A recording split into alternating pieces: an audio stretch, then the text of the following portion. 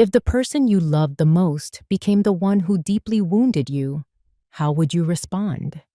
My name is Eleanor Walsh, and I never would have thought that I would be battling for my freedom as well as my dignity. Stay with me if you're watching, even if this narrative is difficult to tell. Before we get started, please remember to subscribe to this channel and leave a comment indicating where you are viewing from. I always assumed that aging would bring with it a certain peaceful wisdom, birds in the garden, tea in the afternoons, and perhaps a book or two that I would eventually finish. I didn't anticipate that, one choice at a time, growing older would feel like being erased. You can call me Eleanor Walsh.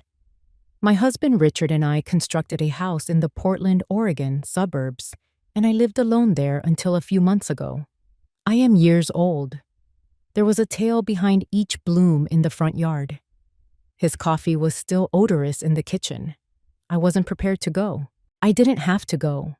It wasn't too horrible that I had slipped on the living room throw rug. I was somewhat injured, but I was still myself, sharp and able to move.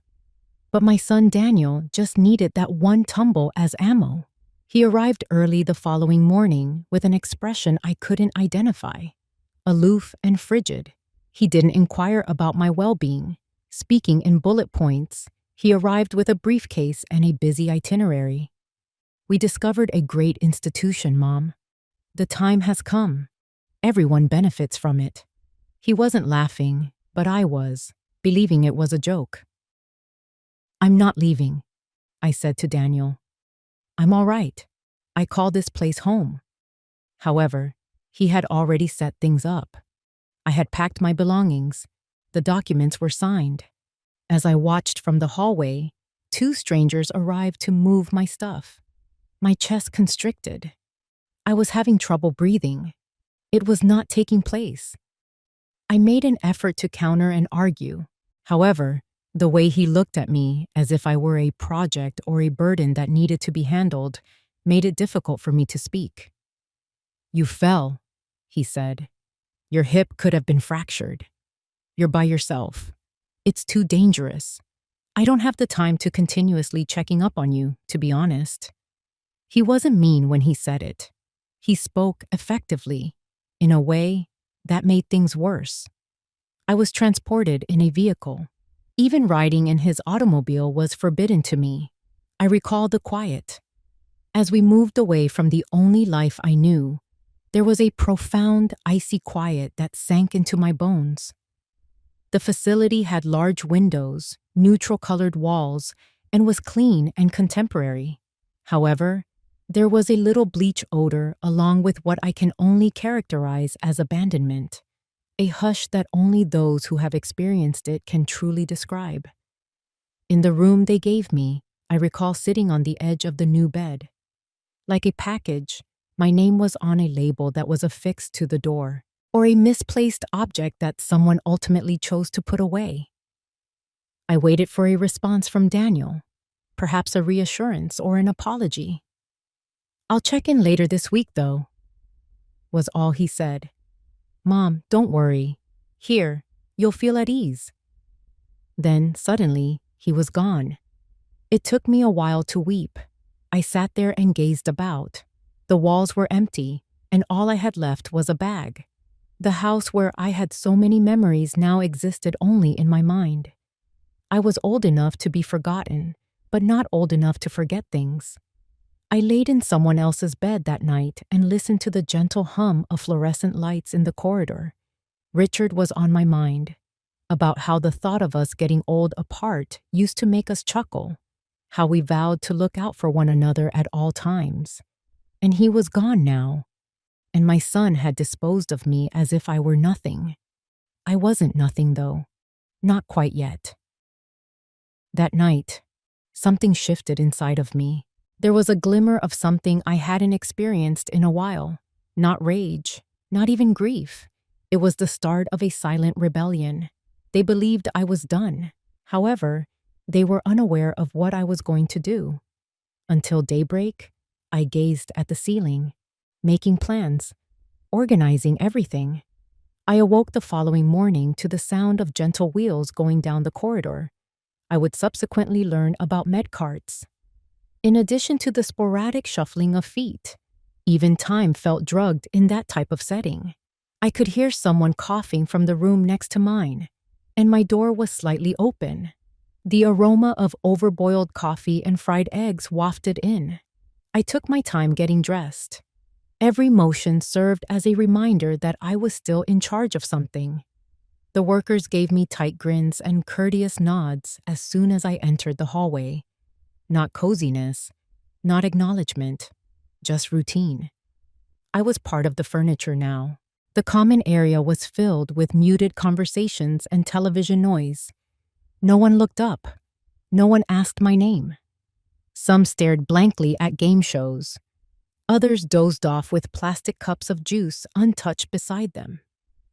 I stood there, invisible in plain sight. I sat in a corner by the window. The sky was gray. A squirrel hopped along the fence outside and stopped to look in. And for a moment, I envied it. Free to run wherever it pleased. No paperwork required. Daniel didn't call that day, or the next. It wasn't until the fourth day that he appeared. His shirt tucked in like he'd come straight from work, which, knowing him, he probably had. He sat down across from me in the lounge, not even pretending to make eye contact. "I brought your insurance documents," he said, handing over a stack I didn't ask for, "and a few photos for your nightstand." There were 3. One of him as a child, one of Richard, holding Daniel as a baby, and one of Bemi cropped out of a family vacation photo like an afterthought. I stared at them in silence. "Is there anything you need?" he asked. His voice had that edge, the tone people use when they want to appear kind, but hope you'll say no. I wanted to ask him why. Why this? Why now? Why couldn't he just check in on me from time to time like a decent son? But I knew his answer already. "This is easier." So I said nothing. "You're quiet," he commented. "I'm thinking," I replied. He looked uncomfortable, like even that small bit of resistance unsettled him. And then he said something I'll never forget. "It's not like I don't care, Mom. But you've had your time. Now let me handle things." Had my time? As if life came with an expiration date. As if I had nothing left to live or offer or feel. He left after 10 minutes. Didn't hug me. Didn't say he loved me. Just walked out like he had finished a task. The following week passed in a blur. Meals served at scheduled times. Bingo games with prizes that didn't matter. I tried to smile at the other residents, but most were too lost in their own silence. Others were too far gone to even remember their names. That's when I realized the cruelest part of this place wasn't the boredom. It was the erasure. They don't just strip away your independence. They strip away your identity. No one here knew that I once worked as a librarian, that I played the piano for Richard every Sunday morning, that I baked pies from scratch, that I read every Steinbeck novel twice. To them, I was just room, just a fall risk. Just another old woman whose time had passed, until one afternoon, when a nurse I hadn't seen before walked in, holding a clipboard and a gentle smile. Her hair was pulled back, her scrubs clean, but her eyes were tired in a way only someone who carried too much for too long could understand. "Mrs. Walsh?" she asked. "Hi, I'm Marissa. I'll be checking in on you this week." I nodded. She sat down without the usual distance most staff kept. "Is there anything you want me to know about you?" she asked. It was such a simple question, but no one had asked me that since I arrived. I stared at her for a moment, unsure of how to respond. Then I said, "I like crossword puzzles. I make a mean lemon meringue pie. And I still remember the smell of my husband's shaving cream." Marissa smiled. "That's good. I'd like to know more." And just like that, something shifted. She wasn't like the others. She wasn't pretending.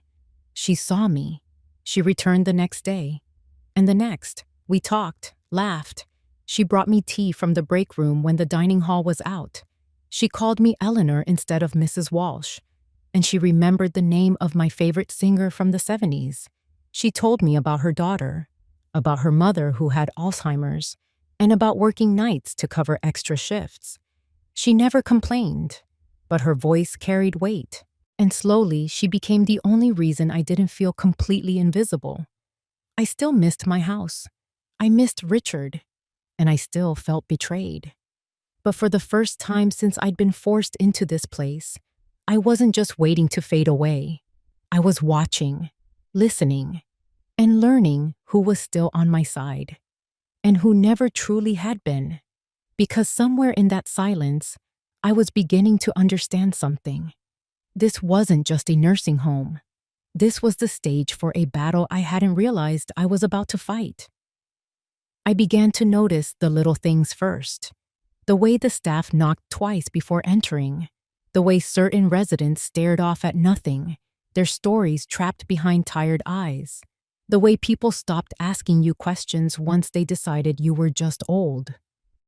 But with Marissa, it was different. She saw past the wrinkles, past the scheduled medications, and the chart on the door. She listened when I spoke. Not with sympathy, but with respect. As if I still mattered. Every morning she made time for me, even when she was busy. She'd peek her head in my room and say, "Morning, Eleanor. You good today?" Just that. Those few words gave my day purpose. She treated me like a person, not a case file. It had been 2 weeks since Daniel last visited. Not that I expected much. My phone sat on the nightstand, silent. He hadn't called. No messages. Not even a check-in. And yet, there I was, telling stories to a nurse half my age like she was the only family I had left. Marissa had this laugh, warm and real, the kind that caught me off guard sometimes. She told me about her little girl, Mia, who had just turned 6, about how she loved peanut butter sandwiches and hated going to sleep. "She insists I leave the hallway light on," she said one night as we sat by the small garden behind the center. "Says it keeps the nightmares away." I smiled. "Smart girl." "Smarter than me most days," she replied, and her voice cracked slightly. She looked away, brushing invisible lint from her sleeve. I didn't press, but I noticed her hands, slightly calloused, nails trimmed short. The hands of someone who had to do everything herself. Later, she told me her mother had been diagnosed with early-onset Alzheimer's 2 years ago. Marissa was 29 then. She'd taken on 2 jobs to keep up with bills, had to move her mom into her apartment because she couldn't afford a facility. "And your husband?" I asked gently. She smiled, but it was hollow. Walked out when I told him I wouldn't put my mom in a home.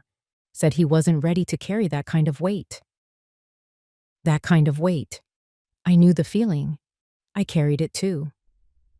Every day since Richard passed, that night I lay in bed thinking about her, about the sacrifices, the loneliness, the way she smiled even with the world on her shoulders. And I thought about how little Daniel seemed to know about weight, or loyalty, or love. The contrast was unbearable. One morning after breakfast, I asked Marissa if she could help me find my lawyer's number. She blinked, surprised, but didn't question me, just nodded. "Of course. I'll bring you a phone and a quiet place to make the call." I could see it in her eyes. She didn't want to pry, but I knew she sensed something bigger was unfolding. It took less than 5 minutes. My lawyer, James Palmer, had been our family attorney for years. He remembered my voice immediately. "I need to make changes to my will," I told him, "and I'd like to start paperwork for an adult adoption." There was a pause. "Eleanor, are you sure?" "I've never been more certain." That same afternoon, I wrote 2 letters. One to Daniel, short, cold, and factual, and one to Marissa. That one I sealed and hid inside the drawer of my nightstand. I wasn't ready to give it to her yet, but when the time came, I wanted her to know. She wasn't just a nurse, she was family now. I didn't tell her that day, or the next. Instead, we kept our routine, talking about books, her daughter's spelling homework, the weather. But something had changed in me. I no longer felt like a passive observer in this place. I had a purpose again, a quiet mission, a legacy to rewrite. Because if Daniel thought he could decide the ending of my story without even asking me, he was about to learn just how wrong he was, and I wouldn't need to raise my voice to do it. It was early October when the leaves outside the facility turned that sharp, rust-colored red. I remember staring out the window one morning, watching them fall like paper memories, drifting slowly to the ground. Something about the quietness of it reminded me of how my life had been slipping away, piece by piece, while no one seemed to notice. Except Marissa. That day, she brought me a cup of chamomile tea. Real chamomile, not the powdered kind. She had found it at a discount store on her way to work. "I thought of you," she said. "Smells like something you'd like." And it did. It smelled like my old kitchen. Like Sunday mornings with Richard reading the newspaper while I baked cinnamon rolls. We sat together by the window, just watching the trees for a while. She looked tired, more than usual, but still kept that soft, steady calmness. That was Marissa's magic. No matter what was going wrong in her life, she made you feel like you were the most important thing in the world during those few minutes together. She told me Mia had gotten sick the night before. Fever, sore throat. She'd stayed up all night rubbing her back, giving her water, holding her little hand. "It's nothing serious. Just a virus," she said. But I could hear the edge in her voice, the exhaustion, the fear that creeps in when you're doing it all alone. I asked her, "Do you ever get a break?" She smiled, but it didn't reach her eyes. "I'll rest when she's grown. Right now, she needs me." Something clicked in me then, a knowing, a silent confirmation of everything I'd been feeling. It wasn't just admiration, it was recognition. I saw myself in her, the younger me who had once held Daniel in her arms through countless sleepless nights, the woman who sacrificed weekends, vacations, and promotions for her family. The difference? I did all that and ended up in a place like this. But Marissa, she deserved better. Later that day, I called James, my lawyer, again. I finalized the amendment to my will. Half of my estate, including the house, savings, and remaining investments, would go to Marissa Carter. No fanfare, no announcement, just a quiet, legal promise. It was the first time since Richard died that I felt like I was doing something that mattered again. Over the following days, I kept a journal, a real one, leather-bound, with pages that smelled like old bookstores. I wrote letters to Marissa, to Mia, even one to myself. I poured in everything, my memories, my regrets, the betrayal that still echoed from Daniel's voice when he said, "You've had your time."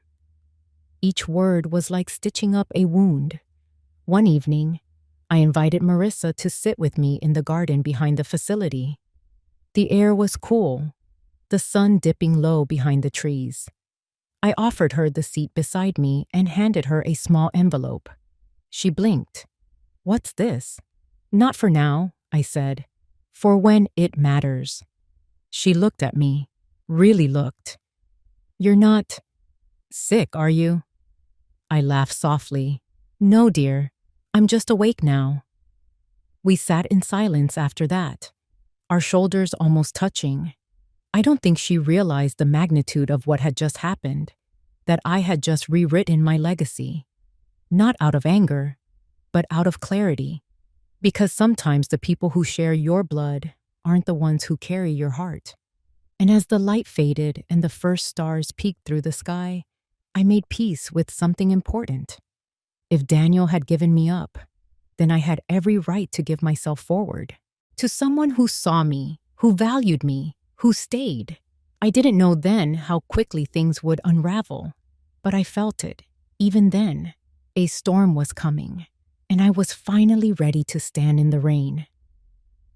It was well past midnight when I woke to the sound of muffled voices down the hallway. Most nights, the facility fell into a dead quiet after p.m. Lights dimmed. Residents tucked away in their rooms like forgotten books on a dusty shelf. But this night was different. I slipped out of bed, wrapped a shawl around my shoulders, and opened the door just enough to see the hallway bathed in soft yellow light. At the far end, near the administrator's office, I saw Daniel. I froze. He was supposed to be out of town. He hadn't visited in weeks. And yet there he stood, tense, gesturing sharply as he spoke to a man in a gray suit, someone I didn't recognize. Their voices were low, but one phrase floated down the hall like smoke. If she changes that will, I lose everything. I stepped back into the shadows. The lawyer, because that's who the other man had to be, sighed. It's her legal right, Daniel. You can't stop her from doing it. She's not thinking clearly, Daniel snapped. She's alone, confused, probably being manipulated by some staff member. My blood ran cold. He was talking about Marissa. I want a psychological evaluation. Something official, he said. If she's declared incompetent, the will can't be changed. I couldn't breathe. My heart pounded so loudly I thought they might hear it. I'm not going to let her hand over my inheritance to some nurse, he hissed. She owes me, owes him. He really believed that my life, my savings, my home, all of it belonged to him by default, that he was entitled to the sum of my existence because of biology. Then the lawyer asked, "Are you sure you want to go down this road?" Daniel's answer was immediate. Do it. I backed into my room, shut the door gently, and sat on the edge of the bed, trembling. I wasn't sure what hurt more, what I'd heard, or the fact that deep down I wasn't surprised. Daniel had always been calculating, strategic. But now I saw the truth unmasked. He didn't care about my well-being. He cared about control. And that's when it hit me. I had always wondered about the night Richard died. It happened so suddenly. He had been in his office late, going through financial records while I was out visiting a friend. When I got home, he was already gone. A heart attack, they said. No one around to help. No. I remembered asking Daniel if he had talked to his father that day. He said no, but now I wasn't sure.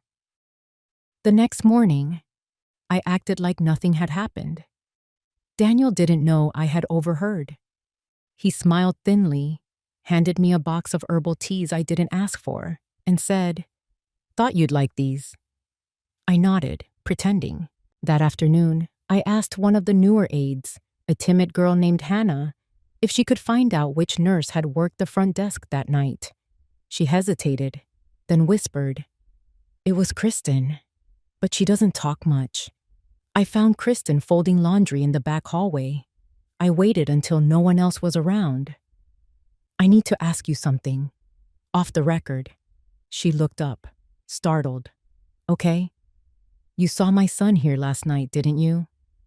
Kristen paused, then slowly nodded. "And he wasn't visiting me, was he?" She swallowed. "No. He was in the office for a long time, arguing." "Did you hear anything?" Her voice dropped. "Only a little. Something about paperwork and getting someone declared unfit." I thanked her, then walked away with the weight of it settling on my shoulders like lead. Back in my room, I stared at the photo Daniel had left weeks ago.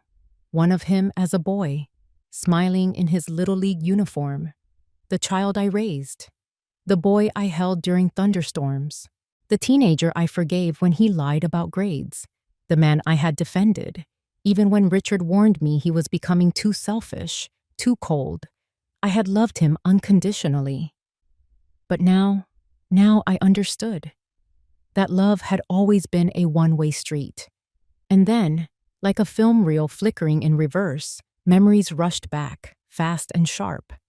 Richard's phone call that day, the way Daniel arrived late to the hospital, with dry eyes and no sense of urgency, the silence that followed.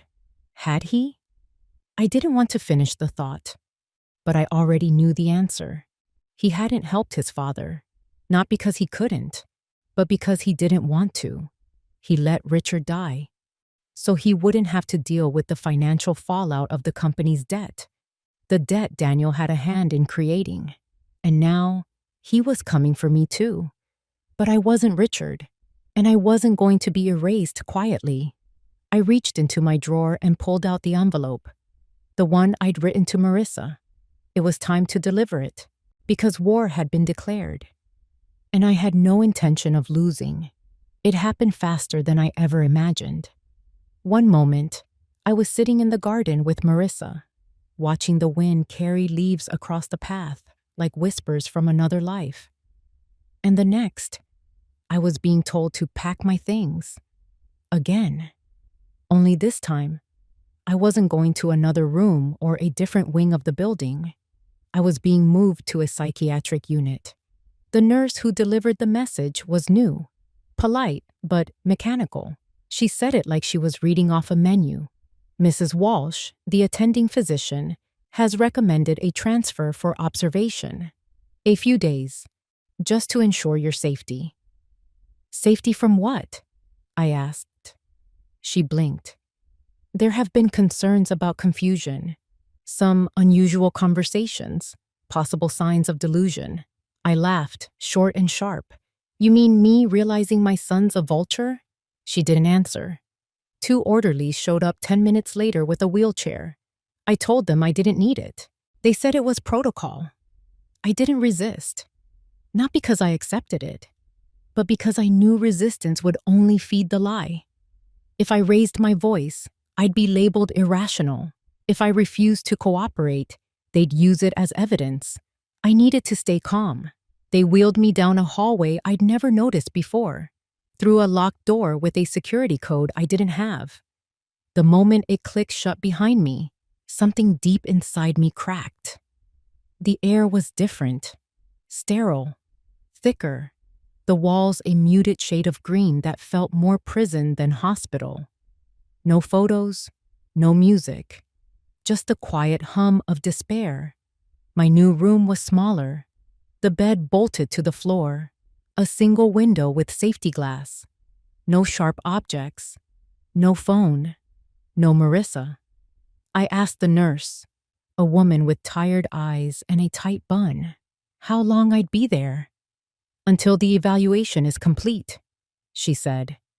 And who ordered it? She hesitated, just long enough to confirm what I already knew. Your son made the request, she finally said, with a supporting statement from Dr. Levin. Dr. Levin, the facility's medical director, a man I'd spoken to 3 times briefly and never once confided in. I sat on the edge of the bed and stared at the wall, trying to control the fire rising in my chest. So this was Daniel's next move. He couldn't undo the will on his own. But if I was declared mentally unfit, legally incompetent, then everything I'd worked so hard to protect could be overturned, and I would be silenced, literally locked away. The first night in that room was the longest of my life. I didn't sleep. I barely moved. The lights outside my door stayed on all night, spilling in through the gap like a spotlight. They brought me pills. I refused to take them. They tried to coax me, said I needed rest, that I was agitated. I wasn't agitated. I was aware. I thought of Richard, of how he must have felt, alone in that office, clutching his chest and dialing the number of the one person he thought would save him. And I thought of Daniel, looking at the phone and choosing not to answer. I cried that night, not out of fear, but because I realized how little I meant to him. I wasn't his mother anymore. I was an obstacle. But then I remembered Marissa, her hands, her laugh, her promise, and I knew she wouldn't let this go. The next day, a social worker came in, a young man named Kevin. He introduced himself with a clipboard and a soft tone. "I'm here to talk, Mrs. Walsh. Just routine questions." "Don't waste your breath," I said. "You're not here for my benefit. You're here to validate paperwork." He blinked.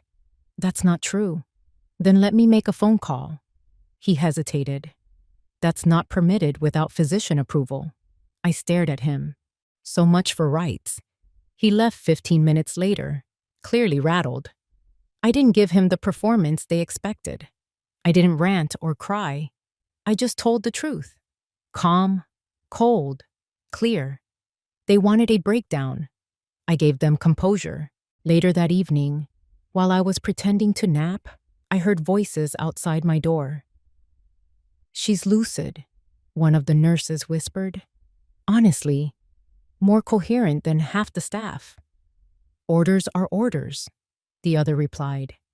I felt a flicker of hope. Not everyone was blind. Still, I was trapped, and time was running out. But I knew Marissa, and I knew something Daniel didn't. He had underestimated me, but he had no idea what I taught her. The first time Marissa tried to see me after they moved me, they turned her away. She told me that later. She had rushed in during her shift, still in her scrubs, her badge swinging, her heart probably pounding harder than she'd ever admit. She asked the front desk nurse where I had been transferred and was met with blank stares. "Mrs. Walsh is no longer under your care," they told her. "The matter is being handled internally." She told me her hands started shaking, that she felt like she was going to scream, but didn't. She knew better. Marissa was smart.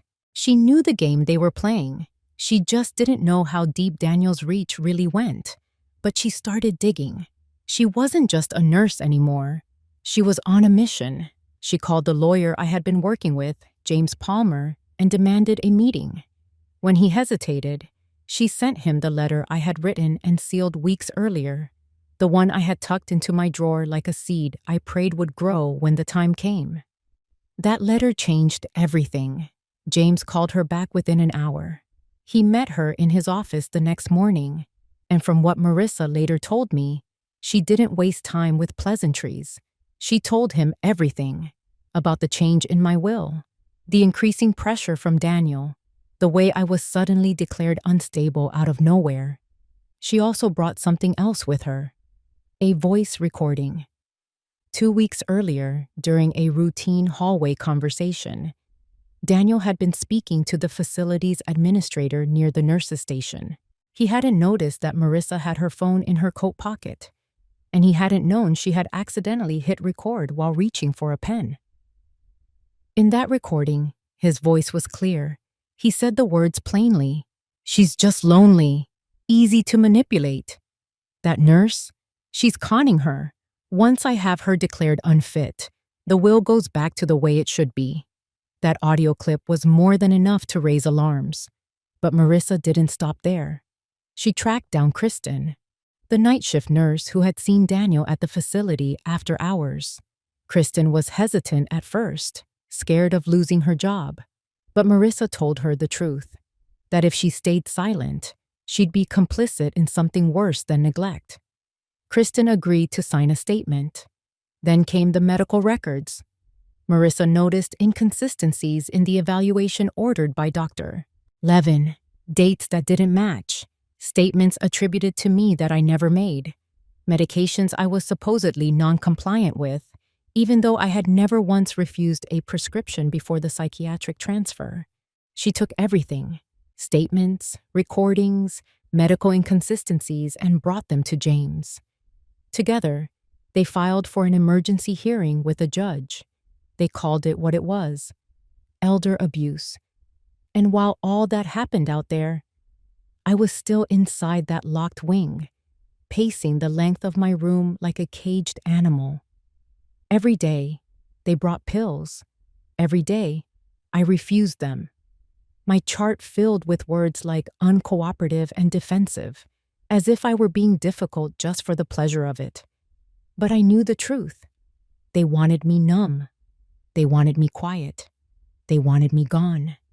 I didn't know what Marissa was doing. I couldn't see it. I couldn't feel it.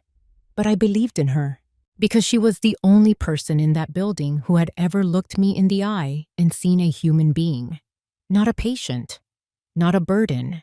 Not a bank account. And when they finally told me I had a hearing scheduled with a judge, I knew she had found a way through. They let me shower the morning of the hearing, gave me clean clothes, offered a cup of coffee I didn't trust. A nurse came in to brush my hair, trying to make it all look presentable. But I didn't care about appearances. I was preparing for war. And I wasn't walking into that courtroom as a victim. I was walking in as someone who had nothing left to lose, and therefore everything to say. They transported me in a van with tinted windows, like I was some kind of criminal. 2 orderlies sat in the front, talking about their lunch plans while I sat in the back, hands folded in my lap, pretending not to hear. But I heard everything. I heard how they referred to me, the old lady with the nurse problem. I heard them joke about how I must be faking it just to get attention. And I memorized every word, because soon their words would matter. The courthouse wasn't far, just a small gray building with a broken flag outside and too many parking spaces. I was led through a side entrance, away from the public, like I was something shameful to be hidden from view. But inside that small courtroom, I saw her, Marissa. She sat near the front, wearing a simple navy blouse, her hands clasped tightly in her lap. When she saw me enter, her eyes flooded with emotion. She didn't speak, just nodded, as if to say, "I told you I'd come." And then I saw Daniel, sitting with his lawyer, smug as ever, his suit too perfect, his posture too rehearsed. He didn't look at me. He didn't have to. He thought he'd already won. The judge was a woman, late 50s, sharp eyes. No nonsense tone. She looked at me like she hadn't made up her mind yet. That gave me hope. James stood and began. He laid out the facts, slowly, methodically, like a scalpel, not a hammer. He presented Marissa's audio recording, Kristen's statement, the discrepancies in my medical records. And then he played the tape. Daniel's voice filled the room, cold, calculated, ugly. "She's just lonely, easy to manipulate. That nurse, she's conning her. Once I have her declared unfit, the will goes back to the way it should be." The courtroom went silent. Daniel's lawyer tried to object, but it was too late. The words were already in the air, staining everything. Then it was my turn. I stood slowly.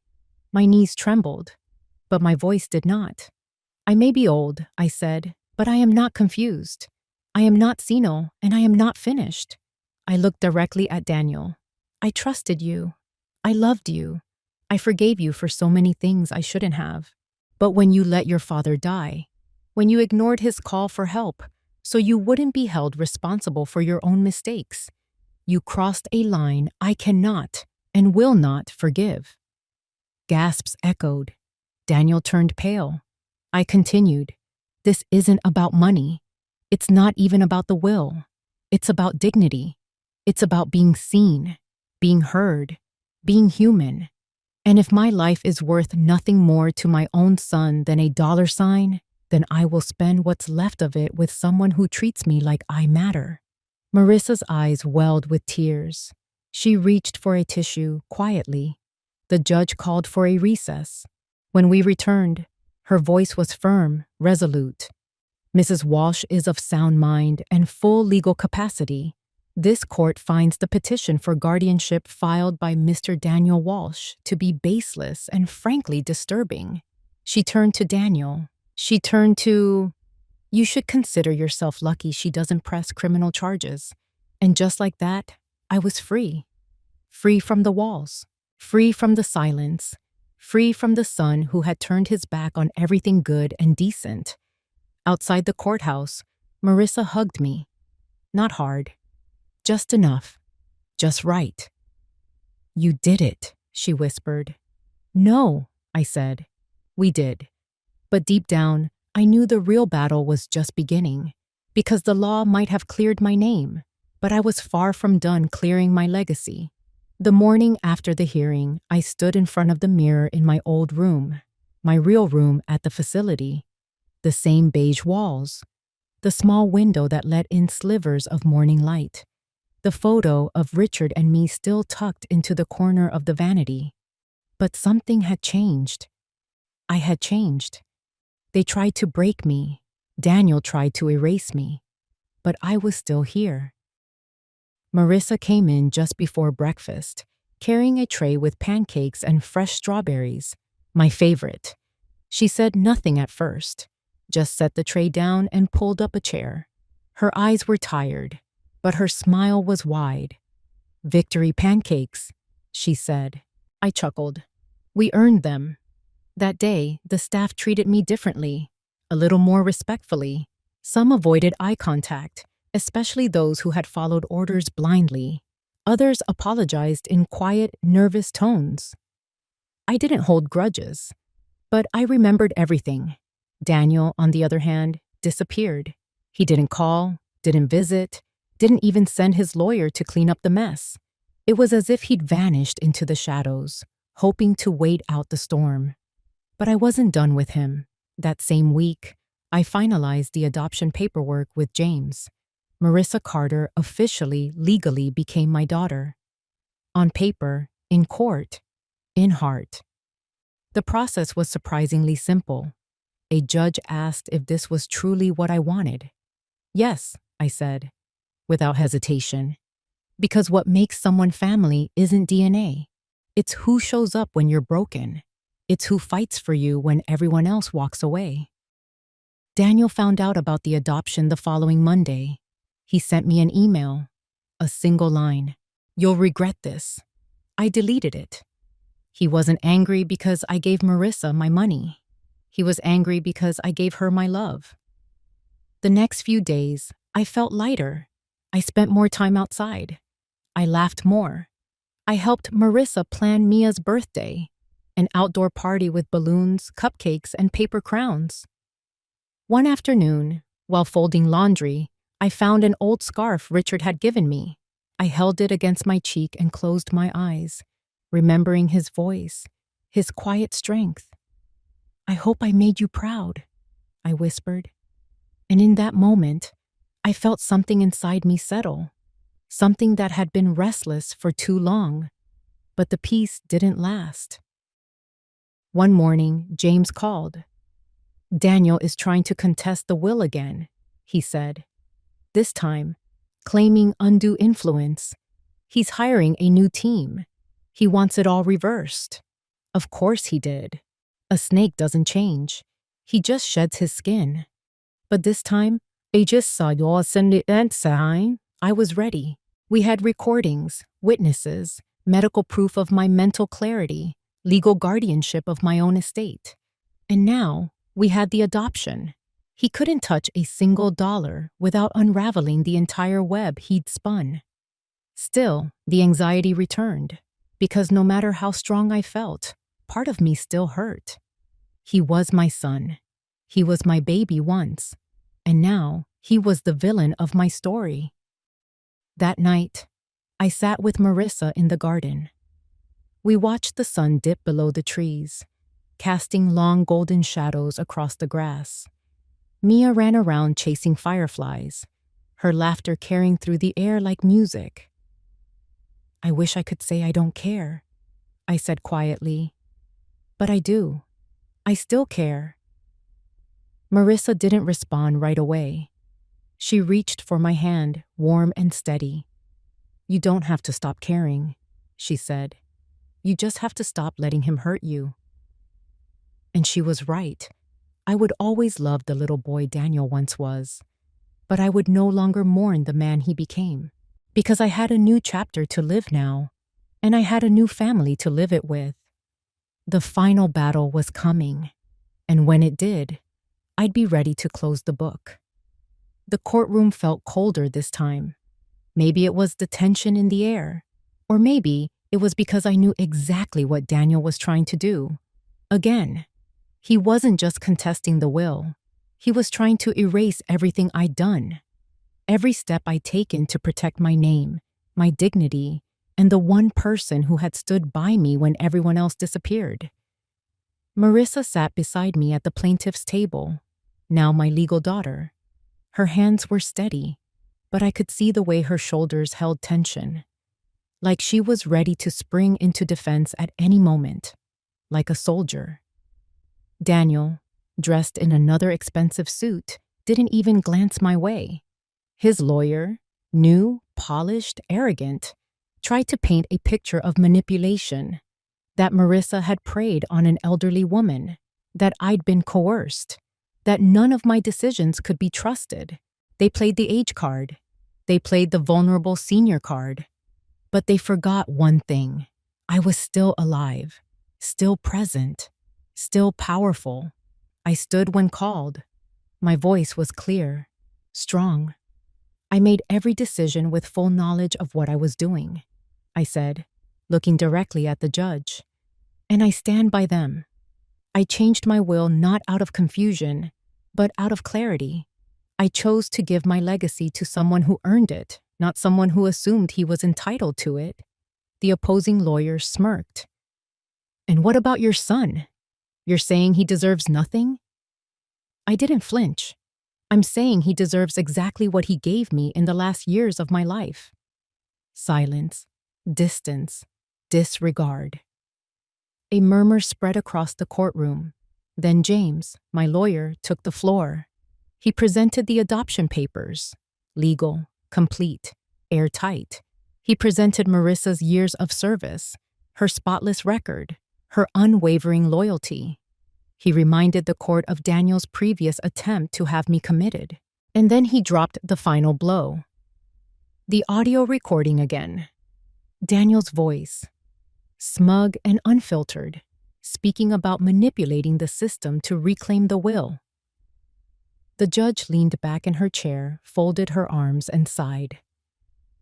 I've seen a lot of ugly family disputes, she said. But this is different. This is calculated cruelty, masked as concern. She turned to Daniel. Mr. Walsh, not only do I deny your petition, but I am referring your behavior to the State Bar Association for review. If this courtroom allowed emotional damages, you'd owe your mother far more than money. I couldn't help it. I let the tears fall. Not from sadness, from release. It was over. Outside the courthouse, reporters waited, but I didn't stop. Marissa and I walked hand in hand to the car. A statement wasn't necessary. The world didn't have to comprehend, since we comprehended. I made my final packing trip back to the facility, not behind closed doors, not out of fear, but joyfully. We were relocating to a modest home a little distance from town. A small cottage with a garden I could take care of again and a backyard. Marissa referred to it as ours. Mia had previously decided on the location of her swing set. I looked around the room that had seemed like a jail as I zipped up the last suitcase. Now it was only a gap, one chapter that had done its job. I put the old picture of Richard and me in my backpack before we went. I examined his face, his grin. I fulfilled my commitment, I muttered. I refused to give him everything. Marissa softly honked from the automobile outside. After giving it one last glance, I shut the door. Then I left without a word. Reborn rather than defeated. Remembered. Selected. As we parked into our new home's driveway, the sun felt warm across my face. A basic home with pale blue shutters and a porch swing that was already creaking in the air. It was neither enormous nor ostentatious. However, it seemed like a castle to me because I had picked it this time. I hadn't been pulled here. Nobody had packed my belongings without my permission. I brought the few individuals who had really stuck with me, and I arrived on my own terms. While Mia rushed ahead, giggling, and said which bedroom she preferred, Marissa assisted me in getting out of the car. The front yard was already flowering with daisies. I grinned. This is a spot Richard would have adored. Since the decision, Daniel had not gotten back to me. Nothing. No emails. No calls. A part of me continued to wait for a last-ditch appeal or perhaps an apology. However, none arrived, and that quiet said more than any words could. We took our time unpacking, enjoying every second. I put the picture of Richard on the mantel. Mia's school drawings were hung by Marissa. We let the scents permeate the kitchen: fresh bread, basil, and cinnamon. My bones came back to life in ways I was unaware I still need. A letter came a week later. Not Daniel's, from his attorney. The notice was official. Daniel had declared bankruptcy. After the court hearing, it seemed that his reputation had suffered. His real estate endeavors had begun to fail. Investors are leaving. Word had spread. A heart like his cannot be kept hidden forever.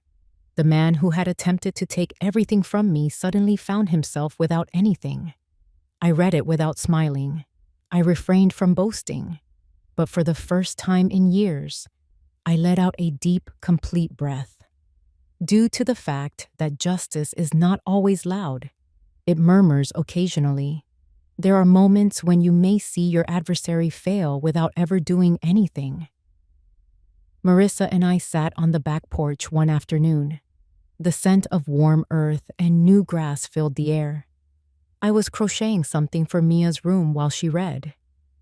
"Do you ever feel bad about it?" Quietly, she asked. "You're giving me so much?" I raised my head. Startled, I said, "I didn't give you anything. You deserved it. You. All of it." She cast her gaze downward. She has watery eyes. That has never been mentioned to me before. I extended my hand. Put my hand in hers. "Get accustomed to it then." I grinned. "Now you are trapped with me." I had a dream about Richard that night. As before, we were dancing in the living room, slowly and foolishly. He had on those absurd plaid slippers. As if he had never left, I could feel his fingers on my waist. Birds were chirping outside as I woke up. Through the draperies, the sun was filtered. From her room, I could hear Mia giggling, and I came to a realization. Home was this. Not the home, nor the furniture, nor the brickwork. The sensation, the tranquility, the laughing, the affection. I had discovered my family in those who stayed, not in blood. I had gained a future, and Daniel had lost a wealth. For all the money in the world, I wouldn't exchange places with him. There was plenty of light in the garden, the rows of new soil, where Mia and I had just sown a few wildflower seeds, were bathed in golden afternoon sunlight. Her face was dirty, and her little hands were coated in dirt, but her laughter, pure, unadulterated joy, still reverberated in the wind. She was running over the grass with her small butterfly net, pursuing nothing in particular, while I sat on the porch swing with a glass of lemonade in my hand. What about Marissa? With her sleeves pulled up and her hair tied back, she stood barefoot on the grass and grinned. She appeared lighter and younger now, as if an unseen burden had finally been removed from her shoulders. There was calm here. This was therapeutic. This was everything I had been refused and everything I had decided to construct with the fragments that remained. I used to believe that aging meant losing aspects of oneself. I assumed that meant being rendered invisible and obliterated. I never thought I would have to defend my identity, value, and voice. I did, however, fight, and I prevailed. Not with anger or retaliation, but with grace, truth, and clarity. Daniel didn't get in touch after the decision, nor to explain, nor to apologize. Nothing but quiet. And I allowed it to remain that way. Letting go of someone you previously loved without conditions might cause a certain type of sadness. It's calm, quiet, and personal. However, it's essential. I don't despise him. I don't want him to suffer. I just no longer allow him to define who I am.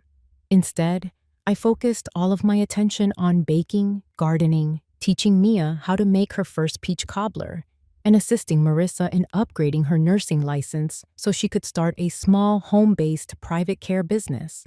We became into more than just a family. We joined together as a family, an actual one, constructed not from common blood, but from common struggles, devotion, and true love. I go up every morning and decide to live this life because it's mine, not because it's flawless. Moreover, I battled for it. The day Daniel brought me into that institution, I felt like my tale was coming to an end. However, I was mistaken. That was only the start of my last deed.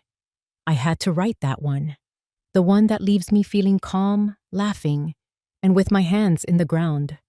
I reached over and selected one sunflower from the plant next to me as the sun began to set. My fave. I once heard Richard say that sunflowers always face the light. I believe I now know what he meant. Because despite everything, the betrayal, the stillness, the loneliness, I was able to find the light once more. I allowed it to find me. I went home after it. I may have been abandoned by the blood, but I was saved by the love.